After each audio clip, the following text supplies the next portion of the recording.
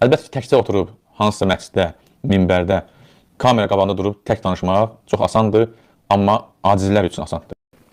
Qoy əziz xalqımız da bilsin ki, tək danışmaq, video arxasında tək danışmaq, şücaət göstərmək asandır. Amma üz-üzə gələndə isə görünür ki, asan deyil. Bismillahirrahmanirrahim. Elhamdülillahi Rabbil alemin. Və sallallahu ala Muhammedin və alihi tahirin. Və la'nu daim ala a'daihim ecma'in. Məşhur debat fərarisinin işlətdiyi bir yalan var, tez-tez bunu deyir. Deyir ki, tək danışmaq asandır, minbərdə və yaxud kamera qarşısında tək əyləşib danışmaq asandır.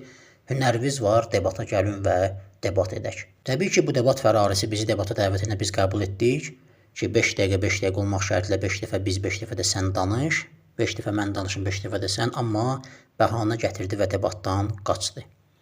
Amma qeyd etmək istəyirəm ki, normal düşüncə sahiblərinin arasında da sənin nəinki gizlənməyin bir bəhanə olduğu aşkardır, ondan əlavə ümumiyyətlə debata çağırmağın özü belə mənasız bir şeydir. Niyə görə?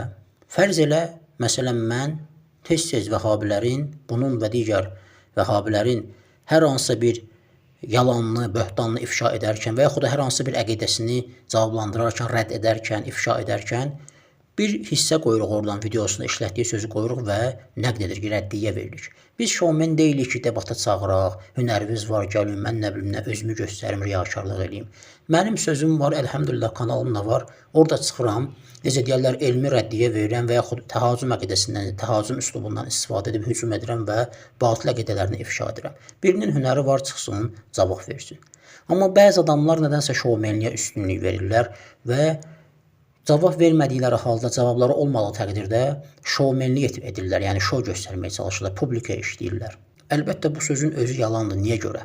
Ona görə ki, kanalı olan hər bir kəs, tribunası olan hər bir kəs rahat şəkildə istədiyi mövzunu danışa bilər və yaxud istədiyi şəxsə rədd verə bilər. Əgər elmi varsa, kanalı var, elmi də varsa, bu işi həyata keçirmək çətin məsələ deyil.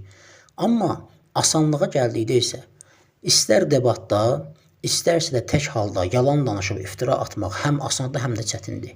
Asandır o vaxt ki, sənə heç kim cavab vermir və yaxud debatda kiminləsə oturmuşsan üz-üzə, amma yalan danışırsan, o da səni belə deyək ki, dəqiqliklə səndən tələb etmir ki, aç göstər, baxaq danışdığın əvvəli nədir, sonrası nədir. Sən danışırsan, o da sənə etibar edir ki, yəqin düz deyir də bu adam.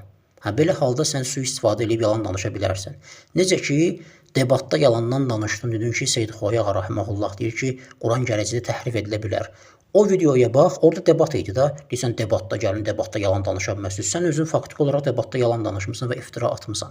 Və bu da sənin üçün asan olub. Niyə? Çünki qarşındakı şəxsin səni ciddi tutmamasına, sənə bəlkə də etibar etməsindən sui-istifadə etmirsən və yalan danışmısan. Gedmirsən ərəblərin saytlarında kontekstdən çıxartdıqları bir şey tapmısan, sevinə-sevinə gəlmirsən ki, mən nəsə şiələrin əleyhinə nəsə tapmışam və özünü rüsvay etmirsən.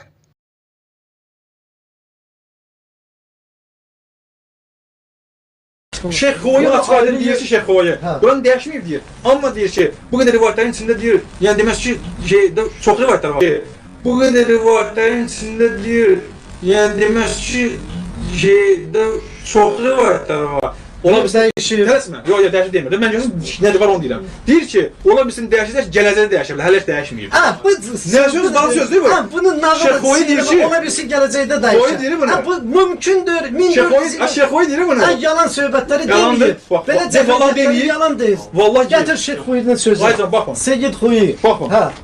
Deyir ki, ola bilsin gələcəkdə olacaq deyir. Gələcəkdə. Belə cəfəngət yaz.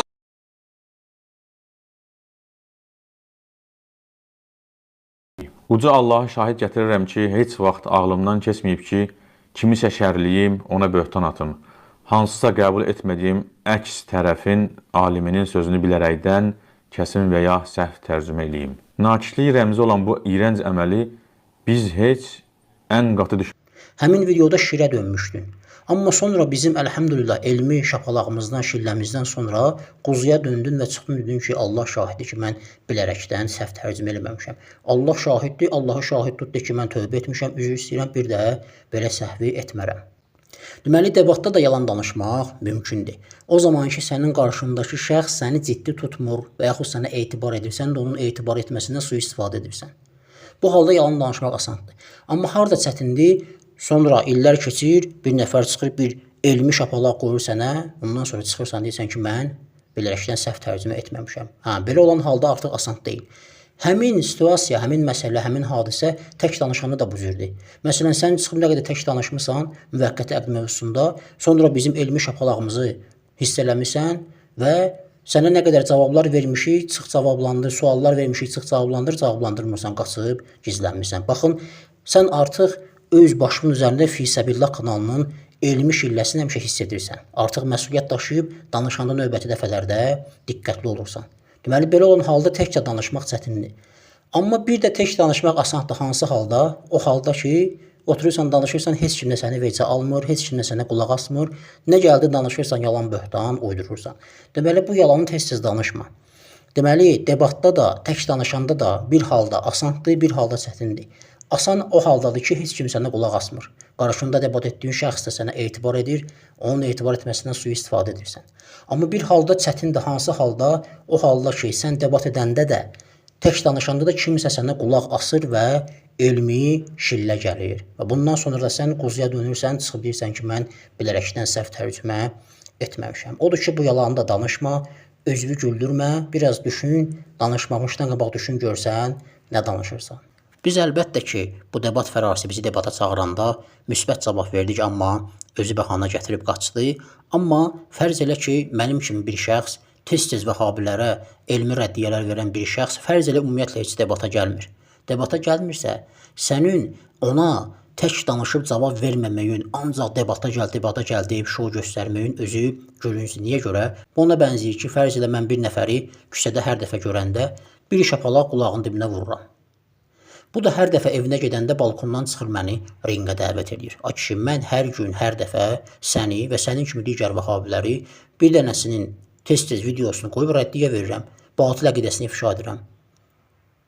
Cavabım var, çıx cavab ver. Sənsə şovmenlik eləmək istəyirsən və həmin o balkondan ringə çağıran insan kimi özünü aparıb, özünü publika eşidib özünü rüsvay eləyirsən. Məgər sizin Şeyxülislam hesab etdiyiniz yalancı İbn Teymiyyə, hansı ki biz onun indiyə qədər 28 yalanını əgər səhv eləmirəmsə ifşa etmişik, məgər o cızmaqara yazanda, Minhəcü Sünnə kitabını yazanda, məyər o Əllamə Hilli ilə rahməhullah debat eləmişdi, onu yazmışdı. Yəni debatdan ərsəyə gələn kitabdır o. Xeyr, götürmüşdü Əllamənin rahməhullah kitabını, öz ağlınca qələmi israf eləmişdi, kağızda doldurmuşdu, güya rəddiyə verirdi.